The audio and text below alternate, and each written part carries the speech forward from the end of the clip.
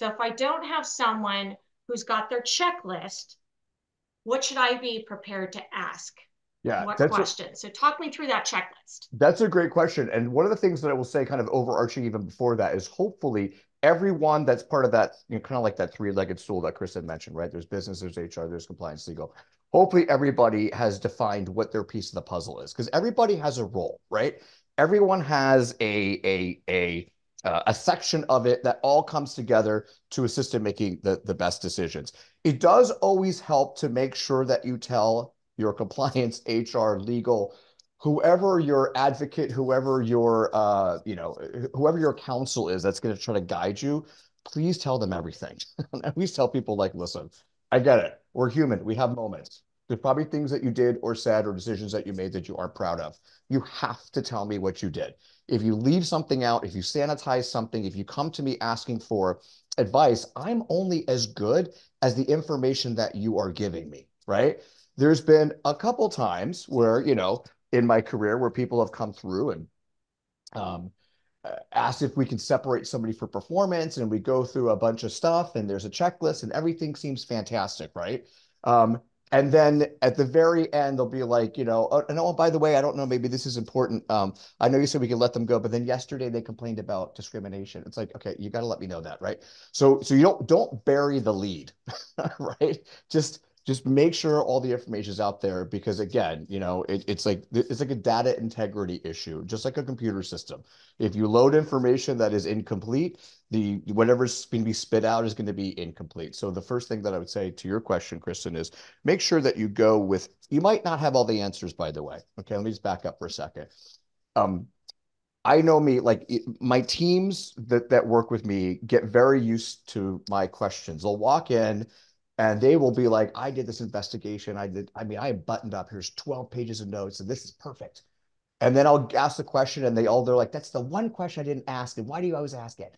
But we all look at it differently, right? So bring as much information as you can to whoever it is that you are asking for guidance, knowing they're going to ask questions. Don't take it personally that that's the one question maybe that you didn't ask, because every one of us looks at it from a different lens, right? So if we come into it knowing that every one of us has a role in the show, so to speak, come with the information. And again, the most important thing that I can think of is, what is the purpose? Where do you want to go with it? I'll use an example of a company I used to work at, which really wanted to kind of open up opportunities for people to join the organization that were from underrepresented populations and just really increase diversity, which is a wonderful, wonderful goal. And one of the things that they wanted to do was, during the recruitment process, if you get through the initial screen with the recruiter, and then you get to like, hiring manager, that at one point you get an email which says, hey, here's all the employee resource groups that we have. Would you like to chat with somebody from an employee resource group? Which essentially means like, hey, if you recognize that there's an employee group that shares a similar demographic as you, do you want to have a conversation with them? And it was lovely. And I think that they thought that, I was the place where dreams went to die, because I'm like, help me understand what we are trying to achieve there.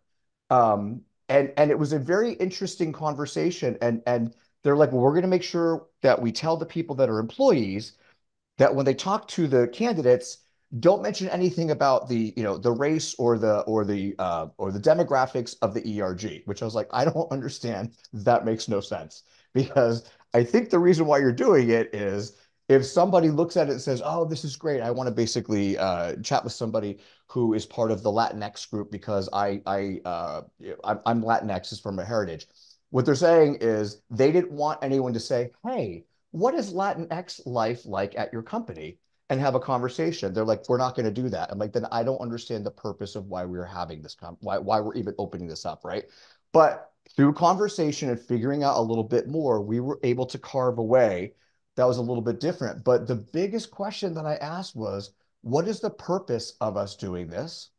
And what's the purpose? Because the same thing, we had a diversity question that went to candidates after the initial screen who did not get advanced, again, 30-minute Mhm. conversation with a recruiter, and then got a question going, do you think XYZ company values diversity? And I'm like, what is the purpose of that question? Because A 30-minute conversation, you just found out you're not moving on in the process. What are you expecting to hear, right? So purpose.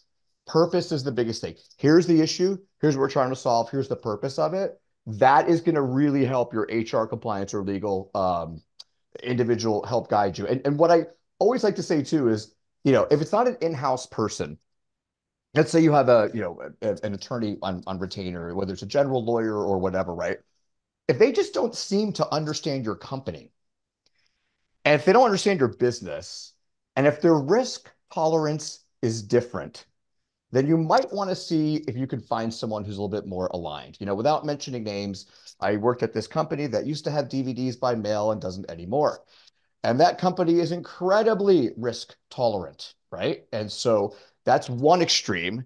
And then I used to work for this company that has a mouse that talks and a lot of furry friends with magical castles. That company does not have risk tolerance. So you have to understand, where am I in the spectrum, and find someone who is not just going to say yes, by the way, but find someone who gets that, who is on the same page as where you as a leader, your company's culture, they get it, because that's where you're going to get the person that's going to give you the best advice.